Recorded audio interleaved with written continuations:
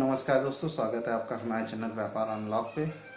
तो जैसा कि हमने पिछले वीडियो में बात किया था स्लीपर बिजनेसेस फेल क्यों होते हैं, तो आज हम इस वीडियो में बात करने वाले हैं कि आखिर हम स्लीपर बिजनेस को सक्सेसफुली कैसे कर सकते हैं। व्यापारी भाई हमारे चैनल पे आए हैं तो मैं उनसे पहले यह रिक्वेस्ट करूँगा कि अगर आप पहली बार आए हैं तो चैनल को सब्सक्राइब जरूर कर लें, साथ में बेल आइकन को दबा दें जिससे कि आपको आने वाली महत्वपूर्ण वीडियो की सूचना आपको मिलती रहे। तो जैसा कि हमने पिछले वीडियो में बात करी थी कि स्लीपर बिजनेसेस फेल क्यों होते हैं, तो आज हम इस स्लीपर बिजनेस के बारे में जानकारी करेंगे। देखिए, स्लीपर बिजनेस हमारे इंडिया में एक बहुत ही बड़ा बिलियन डॉलर बिजनेस है। बहुत से लोग बिजनेस में लाखों और करोड़ों भी कमा रहे हैं और कुछ लोग हज़ारों भी कमा रहे हैं। तो अगर हम बिजनेस की शुरुआत कर रहे हैं तो हम इस बिजनेस को सक्सेसफुल कैसे शुरू करें, तो सबसे पहले हमें इस बात पे ध्यान देना होगा। तो जैसे कि मैंने पिछले वीडियो में कुछ पॉइंट्स से बात किया था, मैं उन्हीं पॉइंट्स को लेकर के आज इस वीडियो में थोड़ा डिटेल डिस्कशन करूँगा और उनके सॉल्यूशंस के बारे में बात करूँगा। तो जैसा कि मैंने पार्ट 1 में बात करी थी, मशीन खरीदते हैं लोग। आपको वीडियोस दिखाया जा रहा है कि आप इतनी बड़ी मशीन ले लीजिए और आप वो मशीन को ले लेते हैं।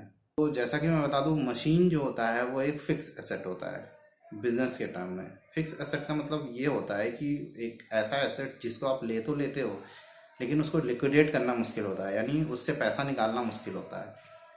तो मैं उन व्यापारी भाइयों से कहना चाहता हूं कि अगर आप बिज़नेस स्टार्ट कर रहे हैं, स्लीपर बिजनेस स्टार्ट कर रहे हैं, तो आप सर्वप्रथम सबसे पहले आप मशीन कभी ना खरीदें, क्योंकि अगर आप मशीन्स खरीद लेते हैं तो आपका एक बहुत बड़ा अमाउंट मशीनों में फंस जाता है। मशीन खरीदने की जगह आप उतना ही स्टॉक खरीद सकते हैं, बट स्टॉक कैसे खरीदना है उसके बारे में हम आगे बात करेंगे। तो जैसा कि मैंने पहले बताया कि आपको मशीन नहीं खरीदनी है। मशीन क्यों नहीं खरीदनी है? क्योंकि अभी आप बिज़नेस में एंट्री कर रहे हो और आपको बिज़नेस के बारे में कोई जानकारी नहीं है, इसलिए आपको मशीनें नहीं खरीदनी है। सबसे पहले आपको क्या करना है, आपको स्टॉक परचेज करना है, वो भी रेडीमेड, यानी बनी बनाई स्लीपर्स। सबसे पहले आप बनी बनाई स्लीपर्स खरीदिए और स्लीपर्स को खरीदने से पहले आप अपने एरिया की अच्छी जानकारी कर लें। आप कहाँ पर सेल करने वाले हो, जैसे कि आप किसी गांव या कस्बे में रहते हो या शहर में रहते हो, दोनों में फ़र्क होता है। जैसे कि गांव में आपको मजबूत चप्पलें चाहिए होती, हार्ड चप्पलें चाहिए होती हैं, क्योंकि वहाँ के लोग आसपास खेतों खलिहानों या इधर उधर काम करते हैं, जिससे वो चप्पलें जल्दी कट जाती हैं। वहाँ पर आपको फैंसी चप्पलों की ज़रूरत नहीं है, वहाँ पे आपको मजबूत चप्पलों की ज़रूरत है, मजबूत सोल वाले चप्पलों की ज़रूरत है। अगर आप टायर 1 या टायर 2 सिटी में हैं तो वहाँ पर आपको फैंसी और डिज़ाइनर चप्पलें चाहिए होंगी, क्योंकि लोगों को वहाँ पर फैंसी और डिज़ाइनर आइटम्स ही ज़्यादा पसंद आएंगे, ना कि कम फैंसी चप्पलें जो कि गाँवों या शहरों या कस्बों में चलती हैं। तो हमें सबसे पहले अपने एरिया की मार्केट रिसर्च कर लेनी है। उसके बाद हमें क्या करना है कि हमें कुछ ही डिज़ाइंस में कुछ ही साइज़ जो यूनिवर्सल साइज़ हैं उनको सेलेक्ट करना है।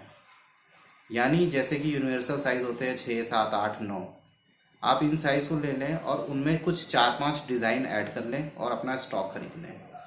उससे ज़्यादा डिज़ाइन बिल्कुल भी ऐड ना करें। अगर आप इतने ही डिज़ाइन की चप्पलें खरीदते हैं तो आप करीब 20 से 25 हज़ार में अच्छे खासा स्टॉक अपने पास बना लेंगे। इन कॉमन 4 साइज़ और 5 डिज़ाइन को खरीदने के लिए आपके ज़्यादा पैसे भी नहीं लगेंगे। तो अब हम बात करने वाले हैं बजट। बजट किसी भी बिज़नेस में एक बहुत ही इम्पोर्टेंट रोल होता है। जैसा कि मान लीजिए अगर आपका बजट 2 से 2 लाख रुपए है या 1 लाख रुपए है या फिर 50,000 रुपये है। अगर आपका बजट 50,000 रुपये है तो जैसा कि मैंने ऊपर बताया, आप उसमें से 4-5 डिज़ाइन खरीद ले करके और कुछ स्टॉक ले लीजिए। तो इससे क्या होगा कि आपको मशीनरी में इन्वेस्ट नहीं करना होगा और आपके पास एक रेडीमेड चप्पल ऑलरेडी स्टॉक तैयार हो जाएगा। और जिसको लिक्विडेट करना बहुत आसान है। अगर आप मशीन ले लेते हैं तो वो आपका जो अमाउंट है, जो बजट में से जो अमाउंट है, वो आपका वहाँ पर फंस जाता है। इसी तरीके से अगर आपका 1 लाख या 2 लाख का बजट है तो आप कुछ साइज और बड़ा कर सकते हैं और कुछ स्टॉक और बढ़ा करके ले सकते हैं। पर कोशिश करें ज़्यादा से ज़्यादा साइज ना लें और ज़्यादा से ज़्यादा डिज़ाइंस ना लें शुरुआती दौर में। अब आपको क्या करना है, अब आपको इन जो भी आपने स्टॉक खरीदा है उसकी मार्केटिंग करनी है। मार्केटिंग करने का मतलब आपको शॉप में जाना है, दुकानों पे जाना है, जगह जगह जाना है और अपने सैंपल्स को दिखाना है। आप दिन भर में कोशिश करिए कि ज़्यादा से ज़्यादा दुकानों पर जाएं।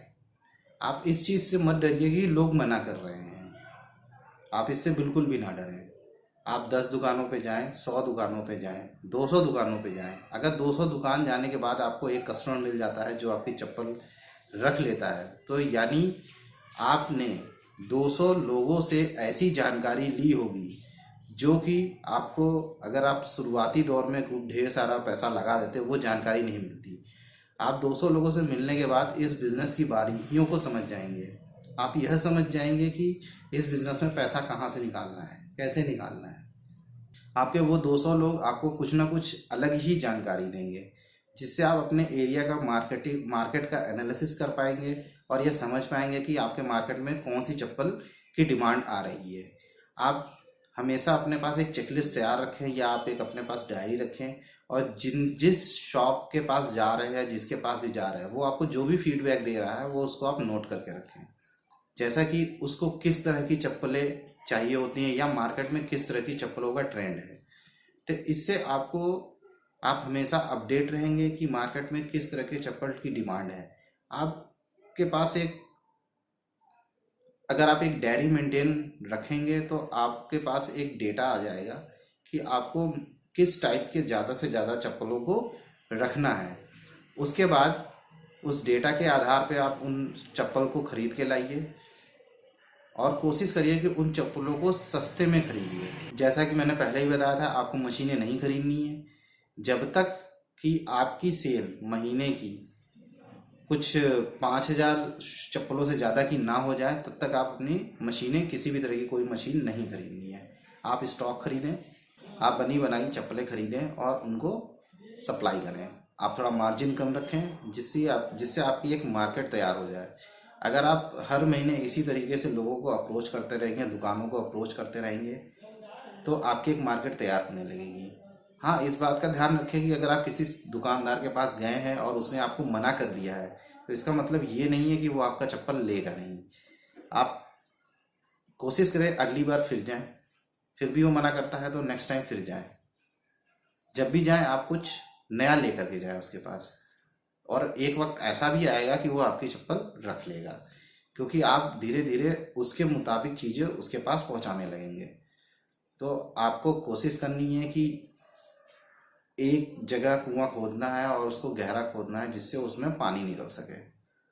तो मेरी यही सलाह रहेगी कि आप मेरे बताए गए इन पॉइंट्स को फॉलो करिए, आपको ज़रूर एक अच्छा रिजल्ट मिलेगा।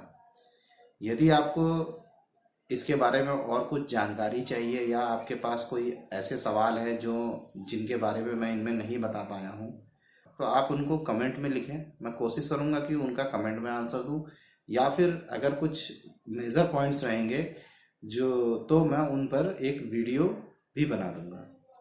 तो आज के लिए बस इतना ही। धन्यवाद।